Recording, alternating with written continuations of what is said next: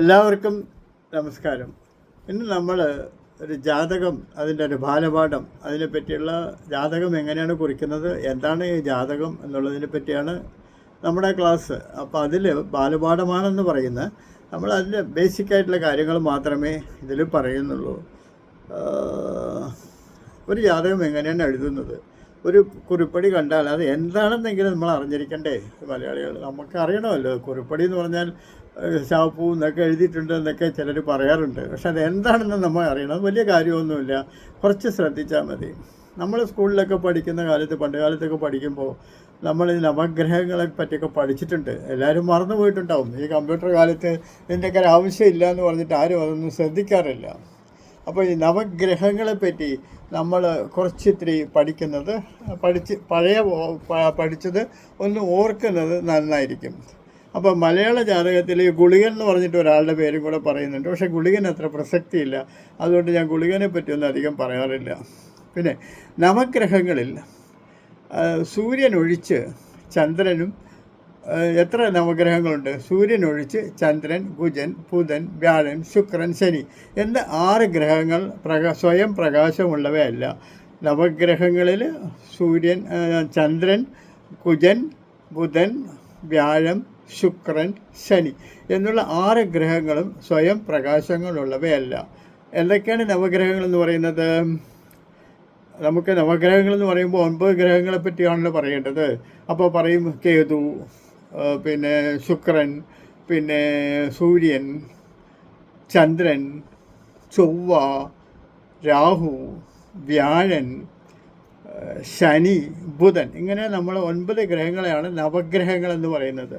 ഈ നവഗ്രഹങ്ങളിൽ സൂര്യൻ ഒഴിച്ച്, സൂര്യനാണ് എല്ലാത്തിനും പ്രകാശം കൊടുക്കുന്നത്, സൂര്യൻ ഒഴിച്ച് ചന്ദ്രനും, കുജനും, ബുധനും, വ്യാഴനും, ശുക്രനും, ശനിയും 6 ഗ്രഹങ്ങളും സ്വയം പ്രകാശമുള്ളവയല്ല. അവ സൂര്യൻ്റെ പ്രഭ തട്ടി പ്രകാശിക്കുന്നവയാണ്. പിന്നെ ഈ രാഹു കേതുക്കളെ പറ്റി പല അഭിപ്രായമുണ്ട്. അത് 2 ബിന്ദുക്കളാണ്. ശരിക്കും പറഞ്ഞാൽ രാഹു കേതുക്കൾ ഒരു നക്ഷത്രങ്ങളല്ല, വെറും ഒരു പുകമണ്ഡലം എന്നാണ് പറയുന്നത്. അത് ഞാൻ പറയുന്നത് പുകമണ്ഡലവും കൂടെ അല്ല. അതായത് സൂര്യനെ ചുറ്റി ഭൂമി സഞ്ചരിക്കുന്ന ഒരു പാതയുണ്ടല്ലോ. സൂര്യനെ ചുറ്റി ഭൂമി ഒരു വർഷം എടുക്കുന്നുണ്ട് ആ സഞ്ചരിക്കുന്ന പാത. അതുപോലെ ചന്ദ്രൻ ഭൂമിയെയും ചുറ്റുന്നുണ്ട്. അപ്പോൾ ചന്ദ്രപാത, ഭൂമിയുടെ പാത, സൂര്യനെ ഭൂമി ചുറ്റുന്ന പാത, അതായത് ഭൂമിയുടെ പാത, സൂര്യനെ ചുറ്റുന്ന പാത. പിന്നെ ഭൂമിയെ ചന്ദ്രൻ ചുറ്റുന്നുണ്ട്, ചന്ദ്രപാത. ഒരു 27 ദിവസം കൊണ്ട് ഒരു റൗണ്ട് ചുറ്റുന്നുണ്ട്. അപ്പോൾ ഈ 2 പാതകളും ഒരു സ്ഥലത്ത് 2 സ്ഥലത്ത് മീറ്റ് ചെയ്യും. നിങ്ങൾ പടം വരച്ച് നോക്കിയാൽ മനസ്സിലാവും.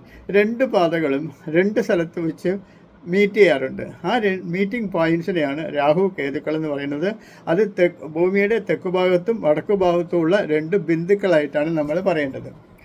സൂര്യൻ്റെ പ്രഭ തട്ടിയാലും ഈ രാഹു കേതുക്കൾ പ്രകാശിക്കാറില്ല. കാരണം അത് കട്ടുപിടിച്ച ഒരു ബിന്ദുക്കളാണ്, അത് ബിന്ദുവാണ്, അതൊരു പോയിൻ്റാണ്. പിന്നെ അവിടെ ഒരു സൂര്യപ്രകാശത്തെ പ്രതിഫലിക്കാനായിട്ട് ഒരു പ്രതലമൊന്നുമില്ല.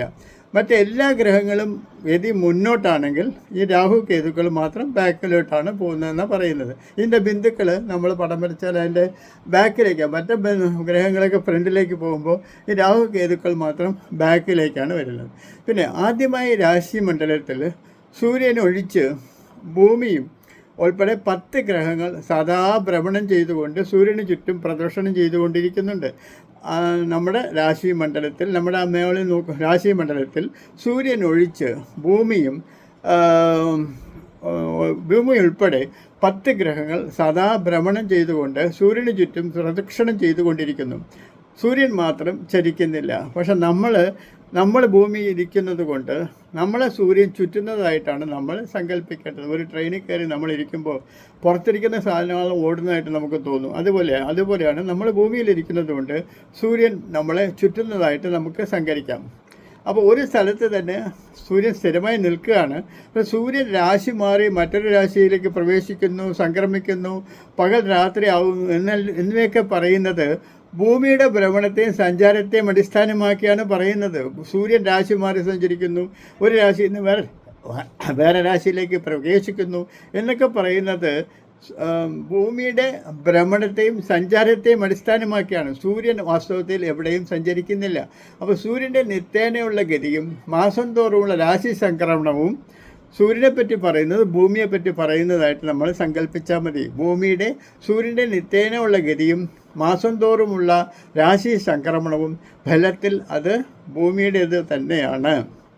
അടുത്തത് നമുക്ക് ഈ 9 ഗ്രഹങ്ങളും എങ്ങനെയൊക്കെയാണ് സൂര്യനെ ചുറ്റുന്നത്, 9 ഗ്രഹങ്ങളെപ്പറ്റി കുറച്ചുകൂടി വിശദമായിട്ട് നമുക്ക് പറയാം.